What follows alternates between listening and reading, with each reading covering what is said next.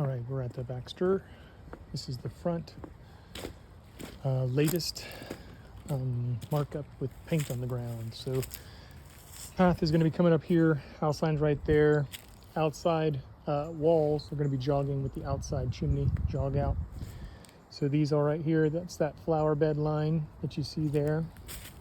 Going up to this, the third wall, or the third tier, which is the carport area. Coming down here. This is your first wall with the steps being centered right here to the house, to the door. This line is going to be coming all the way around and kind of curve in. It looks like we may be coming around just like that. Try and just work with this if we can. If not, we'll have to have that conversation. Over here in the kitchen area, we have it measured out for 9 feet, just because the space is 14 feet total from that corner to this corner. We're still working with the head clearance from there, keeping that in mind. That still gives us 3 feet from the boardwalk there. It doesn't look like a lot of space, but I think once those bushes are out and this is all leveled out, this is going to be plenty of space. There's 3 feet from the decking to the kitchen there. Smoker, grill, fridge underneath, counter space. This is another bar top counter space in the back end, a little higher up. Of course, this is going to be a little bit more compact, maybe by about 3 or 4 inches, but for the most part, this is the general layout. Your step being right here on this line, you can kind of see the step down, riser for just general effect all the way across. That should give us plenty of head clearance there. What's going to end up happening here is because of the way this is going to be built up, there will be another wall on the back side of this, but it won't be a protruding wall. It'll just be a step off. Wall all the way along this right here. Wall on the back side of this, covering that, wrapping it around for the flower bed. Second wall coming in this way, wrapping in, just curving ever so slightly in this direction. These elevations are going to be much higher. This wall is going to be much higher. It's going to be about a 2-foot tall wall here. As we come down, this 2-foot tall wall will step down and just jog with the elevation. There's a couple of different reasons why we want to step down and not just slope it. A lot of it has to do with what's going on underneath with the plumbing, irrigation, drainage, things like that. That'll give us the opportunity to kind of allow cutouts in the wall if we step it down. Up here, this is actually going to be elevation. So this is going to be pretty much your elevation going out. It might be a little lower in the middle just because elevations are going to slope away from structures, and we're going to collect all that rain right there in that main drain for this top deck. Let's talk about these walls up here. You can see we're going pretty far in to the mound here. We're definitely going to want to talk to them about, do we have enough clearance inside this mound? What is our clearance from center?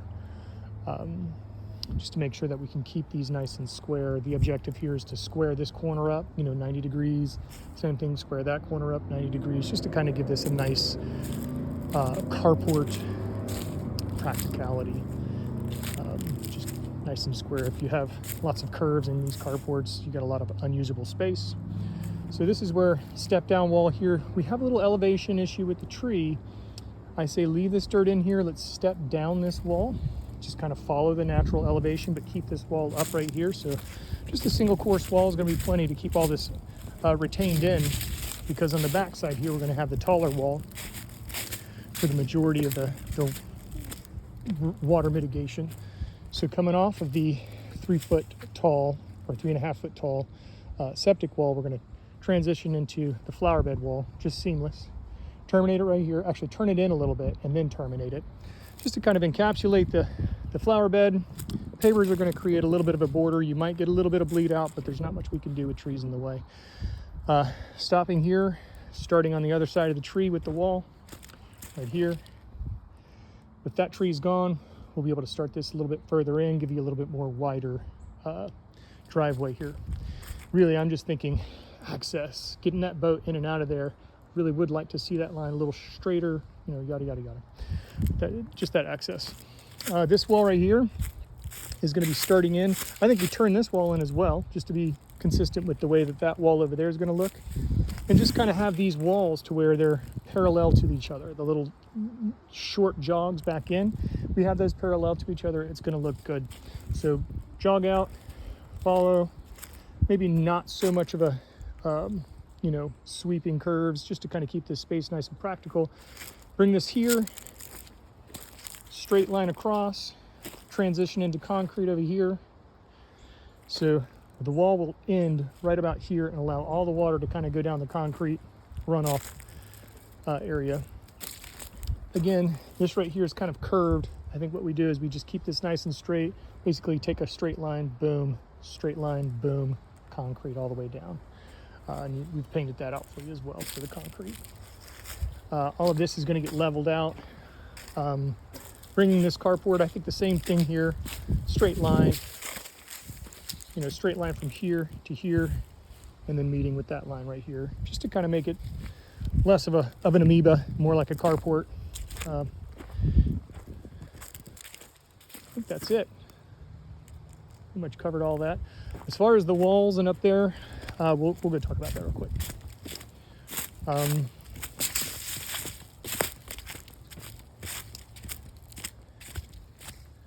The entrances are going to be staggered, just like in the drawing. So our entrance will relatively be right here, and then the second step down will be right there in front of the door. Opening between this, but there's going to be a linear drain in front of this wall and in front of this opening. So any water that's coming this way and might want to get access to the steps or whatever, it's going to be stopped, boom, with a linear drain. Up here is going to be your box drain area. So this is the box drain deck. And then down here, again, we're right back into linear drains again. We're going to probably come 4 feet off the wall, slope it this way, slope everything this way, and then drain it right into this drain. All of the drains are going to, this drain's going to go down that way to the creek. Top drain's going to go that way to the creek. And the same thing with that deck drain is just going to go down where that concrete area emission is at. I think the one thing as far as conversation piece goes is the pump housing is not necessarily right where we need it, but we can make some adjustments and accommodate the space. It's a lot bigger than 3 feet. These beds are 3 feet, but this is going to have kind of a curve to it. So maybe we just bulbous this area just a little bit, just kind of create a little bit of a bulb around it. But it really just depends on how far down we can get. We don't know how far this bezel goes down, and yeah, just trying to find a way to cover this or hide it, but still have access to it. That's the idea there. I think that's it for the front.